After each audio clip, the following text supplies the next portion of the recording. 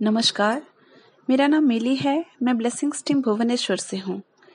आज हम लेखिका देना मरियम जी के द्वारा लिखी हुई पुस्तक the untold story of Sita या सीतायन के पार्ट 2 के चैप्टर 9 जो है द रिटर्न टू अयोध्या यानी अयोध्या में प्रत्यावर्तन का पहला खंड सुनेंगे।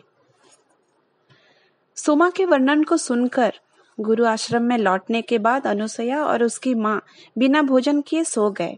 अनुसुईया को नींद नहीं आ रही थी। उसके मन में अनेक प्रश्न थे। कक्ष से बाहर आकर अंधकार आकाश के तारों की ओर देखते हुए उसने सोचा, हो सकता है ये तारे उसके प्रश्नों के उत्तर खोजने में सहायता कर सकते हैं। आकाश में चंद्रमा था, असंख्य तारे थे। उनमें से कुछ क्षीण, कुछ समूह में और कोई तारे एकांत में स्थित थे। अनुसुईया सोच रही थी, क्या धरती से दूर स्थित ये तारे हमारी महारानी को जानते हैं? उनकी तपस्या को, उनके बलिदानों को और उनके विजय को? क्या ये सभी माता की सहायता कर रहे थे या नीरव दृष्टा थे? मेरे जैसे माता को प्रेम करते थे या नहीं? सोमा ने जिन साध्वियों के बारे में वर्णन किया था, अनुसुईया उन्हें आकाश में ढूंढ रही थी और मन में सोच रही थी कि हो सकता है वे सब अभी संसार के कोई अन्य क्षेत्र के संकट को सुलझाने गए होंगे और हो सकता है हमारी महारानी भी उनके साथ ही होंगी। यदि ऐसा है तो मेरी प्रार्थना उन तक कैसे पहुंचेगी?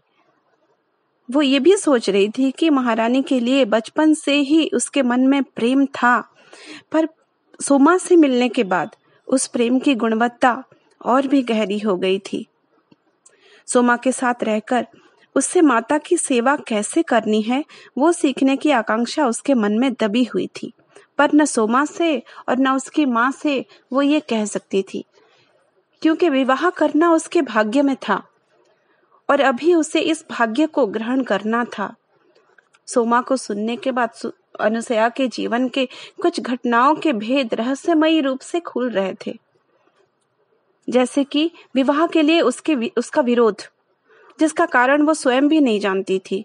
उसके जीवन में ऐसा मोड़ क्यों आया वो कोई महत्व नहीं रखता था। जब ये मोड़ उसे महारानी सीता के निकट ला रहा था, उसमें ही वो संतुष्ट थी।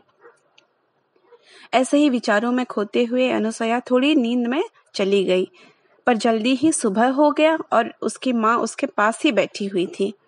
माँ ने कहा कि अगले दिन ही उनको घर वापस चले जाना चाहिए, क्योंकि उन्हें अब तक अनुसुईया की समस्या के विषय में सोमा से बात करने का मौका नहीं मिला था। जल्दी से अनुसुईया बोली, उसकी कोई आवश्यकता नहीं है माँ, पिताजी जो मेरे लिए उचित समझेंगे वो मैं करूँगी। ये सुनकर माँ बोली कि ये सब सोमा का जादू है, मैं बहुत प्रसन्न हूँ। अब हमें उनके सभी कहानियों को सुनना चाहिए। फिर तैयार होकर अनुसुईया और उसकी माँ सोमा की कुटिया में गए। सोमा उसी स्थान पर वैसे ही बैठी हुई थी जैसे पिछले संध्या को बैठी थी। माता ने कहा कि वे अगले दिन सुबह अपने घर लौट जाएंगे। सहमति देते हुए सोमा बोली, मैं और अधिक तुम्हें क्या कह सकती हूँ? अनुसुईया धीरे से पूछी, अयोध्या में आने के बाद महारानी का जीवन कैसा था, क्या आप बता सकती हैं? सोमा मुस्कुराते हुए कहानी को आगे बढ़ाई। श्री राम और सीता माता लंका से लौटने के समय उनका पहला पड़ाव उस स्थान पर था जहां श्री राम ने महादेव की आराधना कर लंका के लिए सेतु निर्माण कार्य आरंभ किए थे। वे दोनों वहां महादेव की पूजा किए। उनका दूसरा पड़ाव पंचवटी में था। वहां चंद्रिका को ध्यान में स्थिर देखकर दोनों प्रसन्न हुए। चंद्रिका एक तपस्विनी के रूप में वही टूटे हुए कुटिया में रहती थी जहां वो पहले रहा करती थी। अब वो अपना पूरा समय तपस्या में बिताती थी। माता ने उसे कहा कि कुछ वर्ष में उसके पास एक पुत्र आएगा। चंद्रिका आश्चर्य से पूछी कि वो कैसे संभव था। माता बोली, जंगल में एक भटके हुए बच्चे को तुम पाओगे, वो जो तुम्हें छोड़ दिया था। इस जन्म में उसकी माता ने उसे छोड़ दिया है। उसे अब तुम अपने पुत्र के रूप में पालो। वो तुम्हारा शिष्य बनेगा और तुमसे शिक्षा प्राप्त करेगा, तुमसे जुड़ा हुआ रहेगा। तुम्हारे हृदय में असीम प्रेम है जिन्हें पूर्णता की आवश्यकता है। उन सारे प्रेम की वर्षा उस पर करो। केवल तुम्हारे प्रेम ही उसे उसके पिछले कर्म से मुक्ति दिला सकता है। चंद्रिका के आंखों में आंसू आ गए थे। उसने कोमलता से पूछा, मैं उससे दोबारा मिलूंगी? माता सहमति देते हुए बोली, इस बार उसका व्यवहार बेहतर रहेगा। तुम उसे ऐसे मार्ग पर चलने की शिक्षा दोगे कि वहां से वो रास्ता नहीं भटकेगा। श्रीराम पास खड़े होकर दोनों के बीच की आलोचना को सुन रहे थे। उन्होंने कहा, चंद्रिका, तुम्हारी प्रार्थना लंका में सीता के लिए शक्ति के स्रोत बने थे। उसके लिए मैं सदैव तुम्हारी आभारी रहूंगा। माता ने धीरे से कहा, तुम्हारे पति का उद्धार होकर तुम्हारे पुत्र के रूप में आना, ये श्रीराम की ही कृपा है।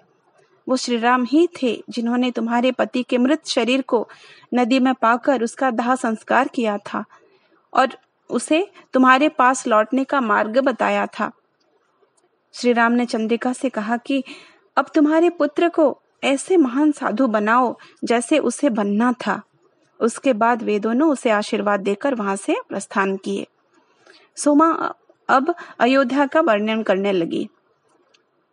अयोध्या में लौटने के बाद श्री राम, माता और लक्ष्मण का भव्य स्वागत किया गया।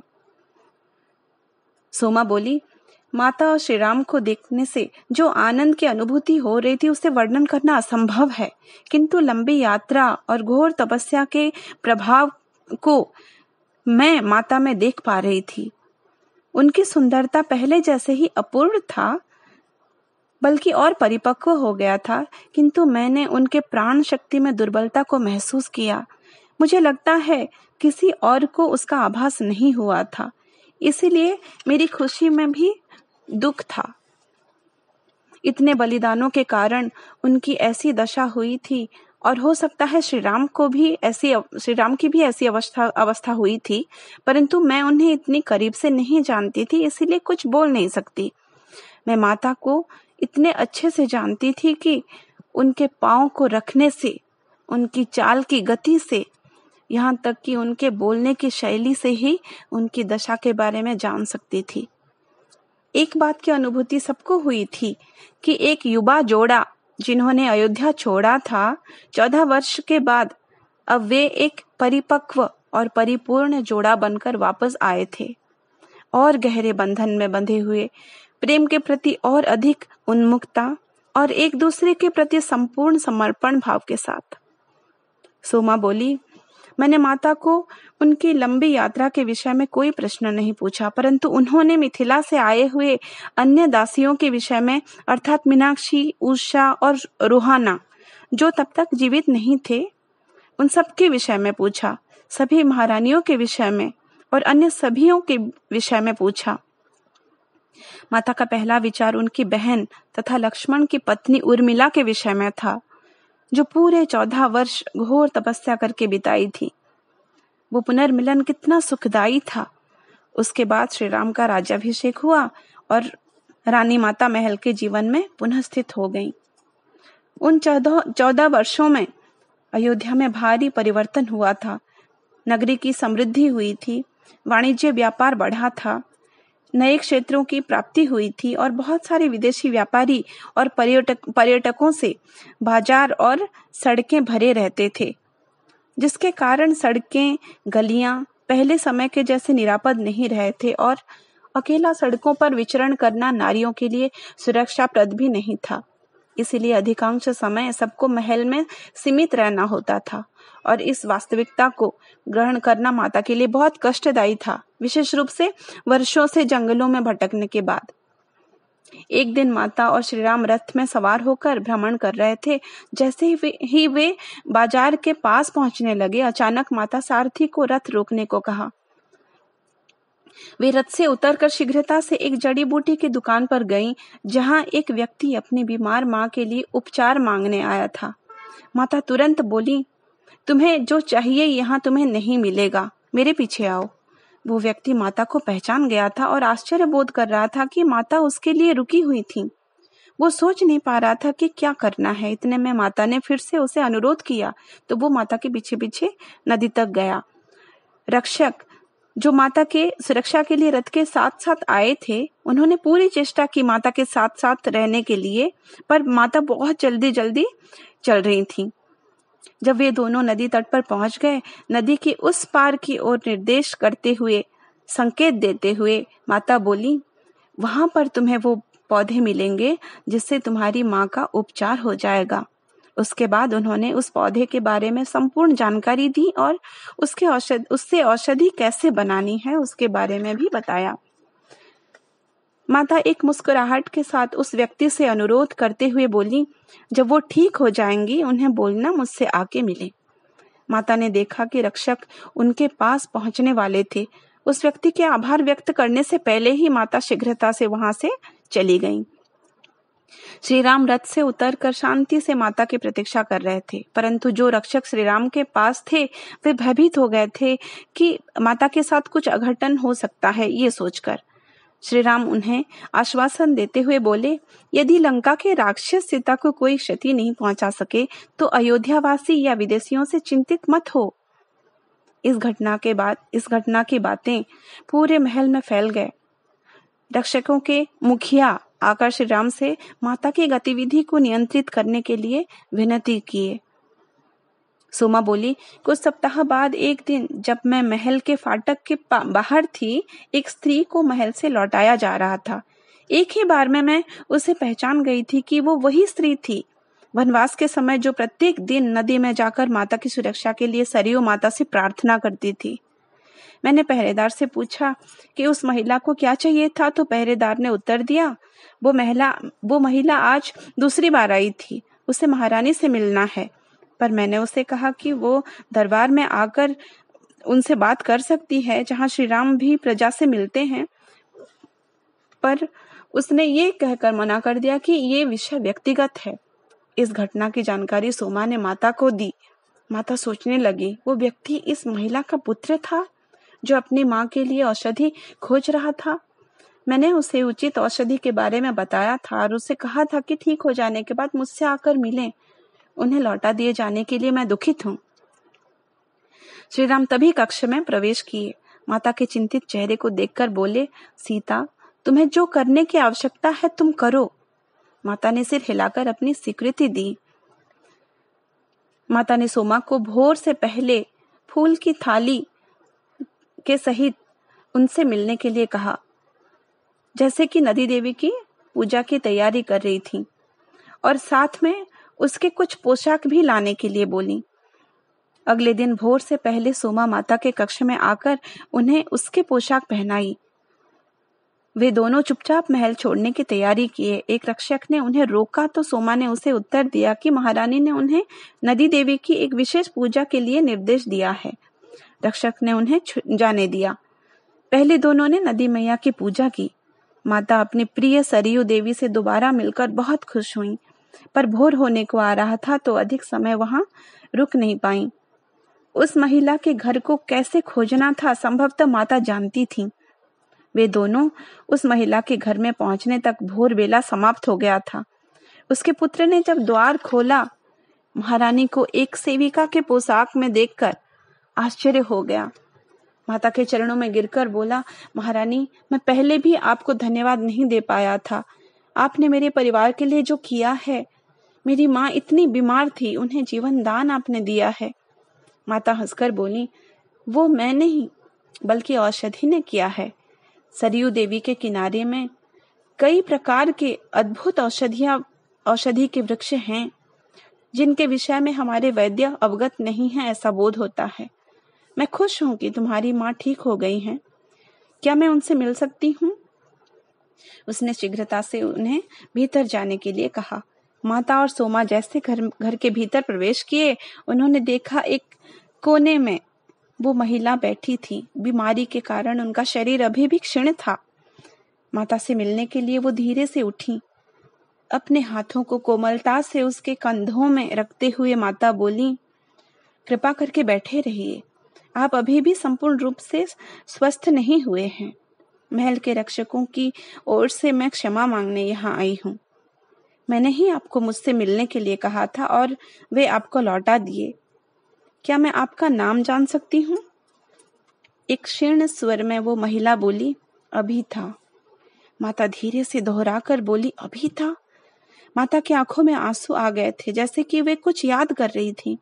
कुछ क्षण के लिए वो भावनाओं में ऐसे बह गई थी कि उनके मुंह से कुछ शब्द नहीं निकल रहा था। अंत में वो बोली, अभी था दूर लंका में रहकर मैंने आपके मंत्र उच्चारण को, आपके प्रार्थना को सुना है। मैंने पवित्र सरयू में आपको भोर बेला से पहले देखा है और अयोध्या के अन्य नारियों के साथ भी देखा है। जब पूरी अयोध्या वासी सो रहे होते थे, तब आप और अन्य महिलाएं प्रार्थना करते। वर्षा में, सर्दी में, अंधकार में आप लोग ही मेरी सुरक्षा करते थे। आपकी प्रार्थना से एक सुरक्षा कवच मेरी चारों ओर बन गया था, जिसने सारे दुर्दशा से मेरी रक्षा की। इसके लिए मैं आपकी सदा आभारी रहूंगी और आपको सदा याद रखूंगी। माता के शब्दों से प्रभावित होकर अभिता अश्रुपूर्ण भाव से बोली, महारानी, मैं कुछ नहीं हूँ, मैं केवल अपना कर्तव्य कर रही थी। मैं तो आपकी सेविका हूँ। आपका हित कामना ही मेरी अभिलाषा है। माता मुस्कुराते हुए बोली, हम सब यहाँ सेवक और सेविका हैं। कई उपाय से एक दूसरे की सेवा करके हम सेवक या सेविका बन जाते हैं। अभिता का पुत्र पास खड़े होकर ये सब देख रहा था।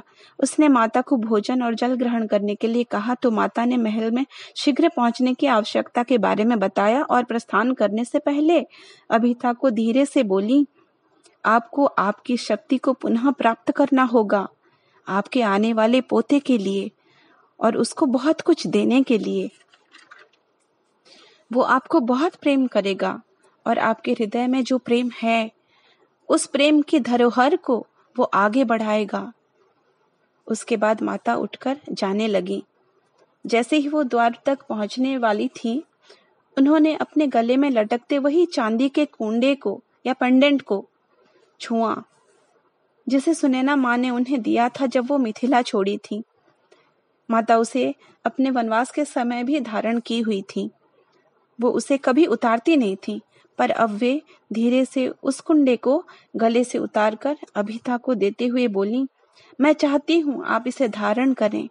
मेरी माँ ने मुझे ये मिथिला छोड़ने से पहले दिया था। इसे आपके अतिरिक्त किसी और को देने के बारे में मैं सोच नहीं पा रही हूँ। हिले हुए स्वर में माता बोली, किसी दिन आप इसे अपने पोते को देंगी। उसे ये धारण करता जान मुझे अत्यंत प्रसन्नता होगी।